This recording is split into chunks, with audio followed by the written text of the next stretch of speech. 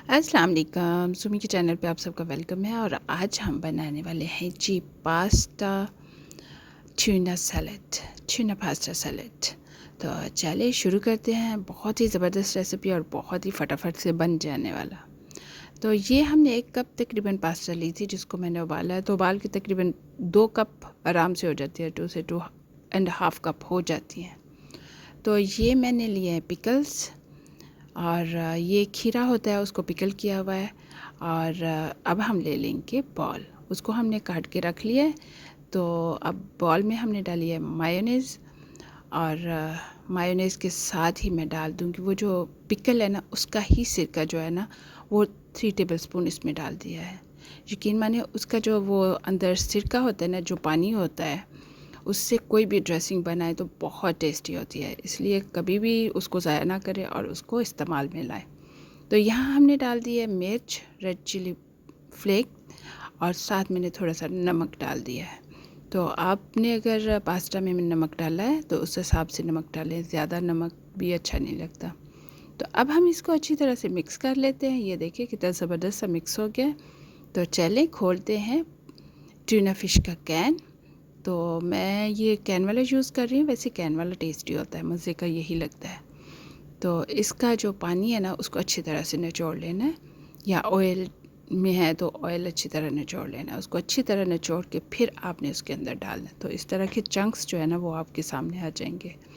तो उनको थोड़ा सा ना इस तरह चम्मच से दबा लेना है ताकि अच्छी तरह से वो अलग-अलग हो जाए, क्योंकि वो उसमें प्रेस हुए होते हैं तो वो बिल्कुल ही सही बोटी बोटी हुए होते हैं। तो इनको जब हमने अच्छी तरह से मिक्स कर लेना है तो फिर डाल देना है स्वीट कॉर्न। स्वीट कॉर्न जो है मेरी उबली हुई तैयारशुदा स्वीट कॉर्न है। तो मैंने 1 कप जो है ना वो स्वीट कॉर्न का डाल दिया है, मक्की के दानों का। तो साथ ही मैंने थोड़ी सी काली मिर्च और थोड़ा सा ऑरिगेनो डाला है। तो डाल के तो उसको अच्छी तरह से मिक्स कर दिया है। तो अब हम इसमें डाल देंगे पास्ता जो हमने उबाली हुई थी।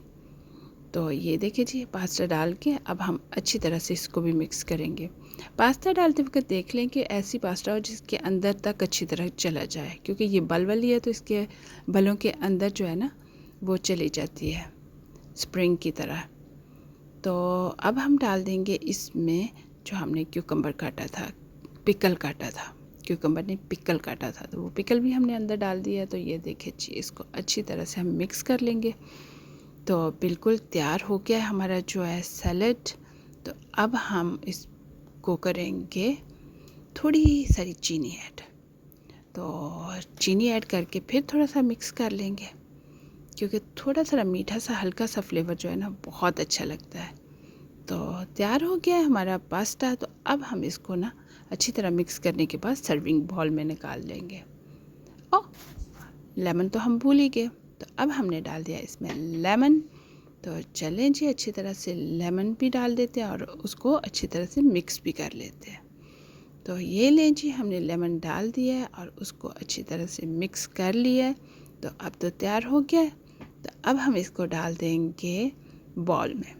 तो ये लें जी, सर्विंग बॉल में डाल दिए। बेहतर है कि इसको आधे को घंटा जो है ना फ्रिज में रख दें, तो ठंडा भी हो जाएगा और जो है ना बहुत मज़े का लगता है। तो चलिए अब आप भी बनाएं और मुझे ज़रूर बताएं कि आपको मेरी ये रेसिपी कैसी लगी।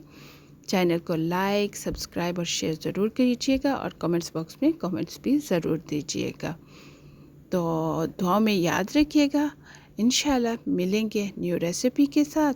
और ये देखिए कितना मज़े का तैयार हो गया। आप किसी भी चीज़ के साथ इसको ले सकते, किसी चीज़ के साथ क्या लेना है, इसको अकेला ही ले लें, एंजॉय करें। अल्लाह हाफिज़।